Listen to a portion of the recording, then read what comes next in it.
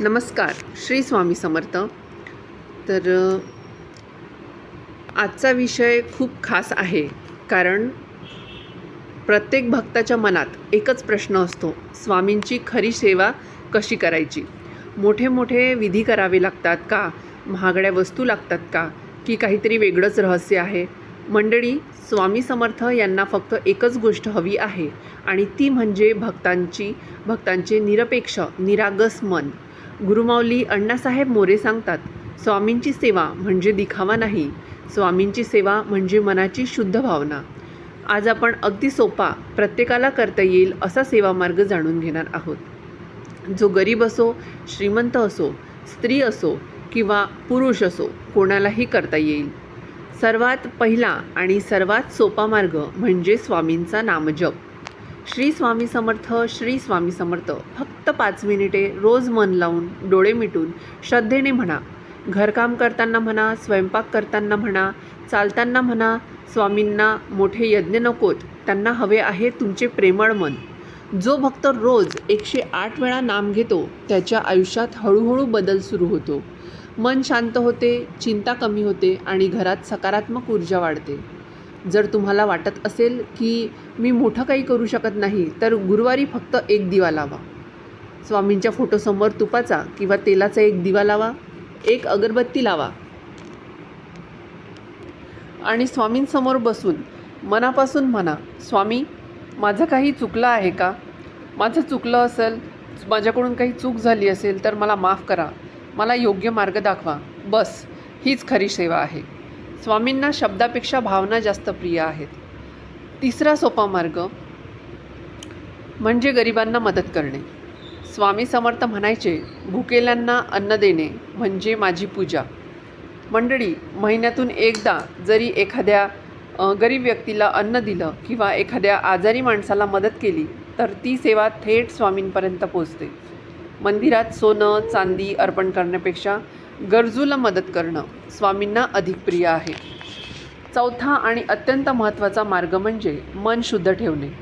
राग, मत्सर, द्वेष मनात ठेवून केलेली पूजा उपयोगाची नसते.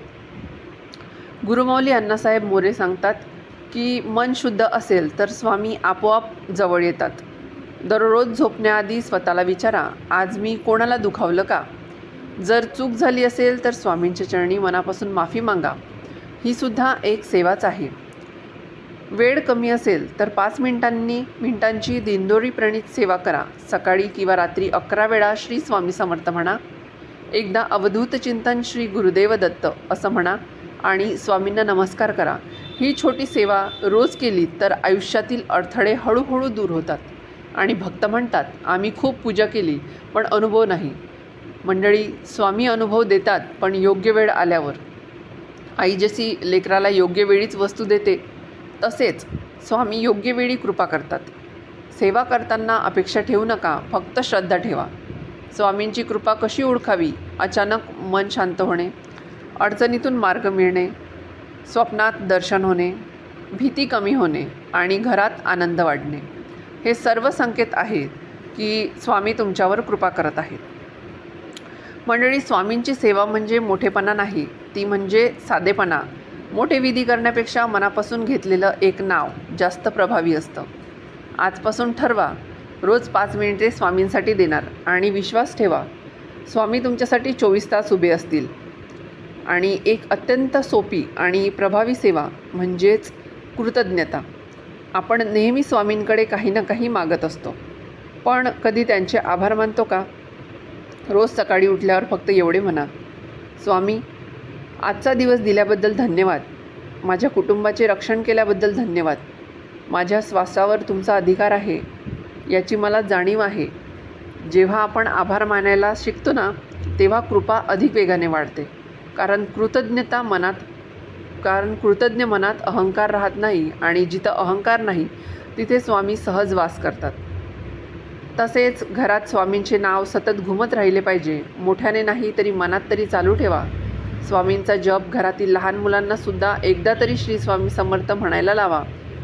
कारण ज्या घरात नाम घेतले जाते त्या घरात नकारात्मक शक्ती टिकत नाही, भांडणे कमी होतात, वातावरण हलके होते आणि लक्षात ठेवा, सेवा म्हणजे फक्त देवापुढे बसणे नाही. सेवा म्हणजे आपल्या कर्तव्याचे प्रामाणिक पालन करणे. आईने प्रेमाने स्वयंपाक करणे ही सुद्धा सेवा आहे. वडिलांनी प्रामाणिकपणे कष्ट करणे ही सुद्धा सेवा आहे. मुलांनी अभ्यासात मन लावणे ही सुद्धा एक सेवा आहे. जर प्रत्येकाने आपले काम स्वामी अर्पण भावनेने केले तर पूर्ण घरच मंदिर बनते. आणि एक छोटी पण परिणामकारक सेवा म्हणजे आठवड्यातून एकदा स्वामींचे चरित्र किंवा एखादा अनुभव वाचणे. 2 पाने जरी वाचली तरी मनाला बळ मिळते, श्रद्धा दृढ होते आणि संकटांना सामोरे जाण्याची ताकद मिळते. जेव्हा आपण स्वामींच्या लीलांचे स्मरण करतो तेव्हा आपल्याला जाणवते की आपली अडचण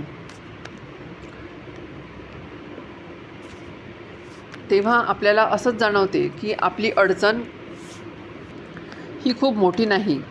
स्वामी आपल्या सतत पाठीशी उभे आहेत. काही वेळा जीवनात खूप काही प्रसंग येतात.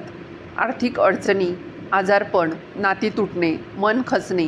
अशा वेळी फक्त शांत बसा, डोळे मिटा आणि मनात म्हणा, स्वामी तुम्ही आहात ना, मला काही भीती नाही. हा विश्वास म्हणजे सर्वोच्च सेवा आहे. कारण विश्वासाशिवाय भक्ती अपूर्ण आहे. आणि शेवटी एक गोष्ट कायम लक्षात ठेवा, स्वामींना तुमची परिपूर्णता नको आहे. त्यांना तुमचं प्रामाणिकता हवी आहे. तुम्ही जसे आहात तसे त्यांच्या चरणी जा. तुमच्या चुका, तुमच्या कमजोरी, तुमचे दुःख सगळं त्यांच्या पुढे मांडा. आईसमोर लेकरू जसं मन मोकळं करतं ना, तसं स्वामीसमोर करा. हीच खरी जवळीक आहे, हीच खरी सेवा आहे. आजपासून आपण ठरवू, मोठेपणाची नाही तर साधेपणाची सेवा करायची, दिखाव्याची नाही तर मनापासून भक्ती करायची आणि पूर्ण विश्वासाने म्हणायचे, श्री स्वामी समर्थ. कारण जिथे नाम आहे तिथे स्वामी आहेत. जिथे स्वामी आहेत तिथे भीती नाही आणि जिथे भीती नाही तिथेच खरे सुख आहे. आता एक अत्यंत महत्त्वाचा भाग समजून घ्या. स्वामी सेवा करताना कोणत्या चुका करू नये हे जाणून घेणे तितकेच गरजेचे आहे. कारण सेवा करताना नकळत काही गोष्टी घडतात आणि त्याचा परिणाम भक्तीवर होतो. गुरुमाऊली अण्णासाहेब मोरे नेहमी सांगतात, सेवा करताना पहिली चूक म्हणजे दिखावा करू नका. काही लोक सेवा करतात पण लगेच सगळ्यांना सांगतात, मी एवढा जप केला, मी एवढी पूजा केली. मंडळी, खरी सेवा शांत असते. जिथे प्रसिद्धीची अपेक्षा येते तिथे अहंकार हळूहळू वाढतो आणि जिथे अहंकार वाढतो तिथे कृपा थांबते. म्हणून सेवा केली तर स्वामींना अर्पण करा, लोकांना दाखवण्यासाठी ती करू नका. दुसरी मोठी चूक म्हणजे सेवा करताना घाई करणे. काही जण जप करतात, काही पण मन दुसरीकडे असते त्यांचे. ओठांनी नाम चालू असते आणि मनात चिंता, विचार, मोबाईल किंवा घरातील कामे चालू असतात. अशी सेवा अपूर्ण राहते. गुरुमाऊली सांगतात, कमी करा पण मन लावून करा. 5 मिनिटे जरी असली तरी पूर्ण एकाग्रतेने करा. तिसरी चूक म्हणजे तुलना करणे. अमुक जण इतका जप करतो, मी कमी करते, अमुक जणाला अनुभव आला, मला का नाही. भक्तांनो, प्रत्येकाची वेळ वेगळी असते. स्वामी प्रत्येकाची परीक्षा वेगळी घेतात. तुलना केली की मनात कमीपणा आणि असंतोष येतो आणि त्यामुळे श्रद्धा डळमळते. चौथी चूक म्हणजे अपेक्षा ठेवून सेवा करणे. काही जण म्हणतात, माझी इतकी पूजा केली तरी माझे काम झाले नाही. हे चुकीचे आहे. सेवा व्यवहार नाही की आपण दिले आणि लगेच परत मिळाले. सेवा म्हणजे समर्पण. स्वामी योग्य वेळ येईल तेव्हाच देतात. त्यांची वेळ नेहमी अचूक असते. पाचवी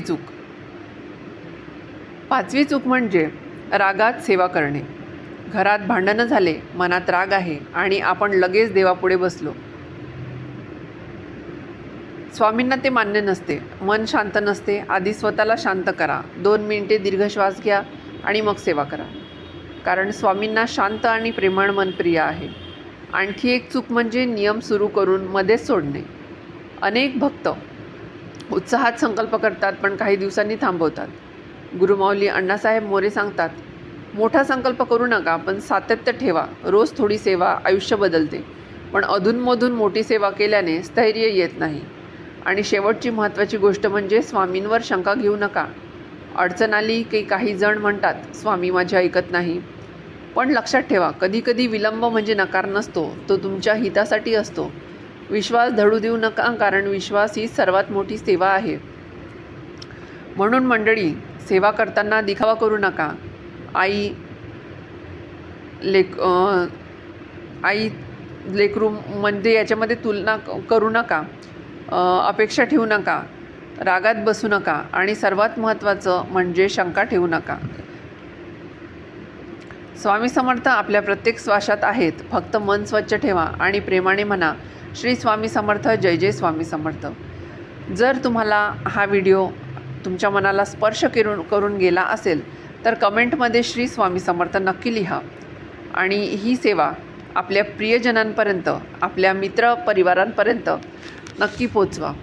आणि हा व्हिडिओ शेवटपर्यंत पाहिल्याबद्दल तुमचे मनापासून धन्यवाद.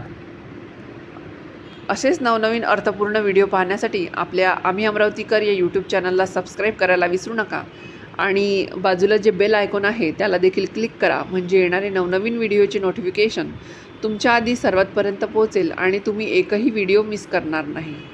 श्री स्वामी समर्थ, जय जय स्वामी समर्थ.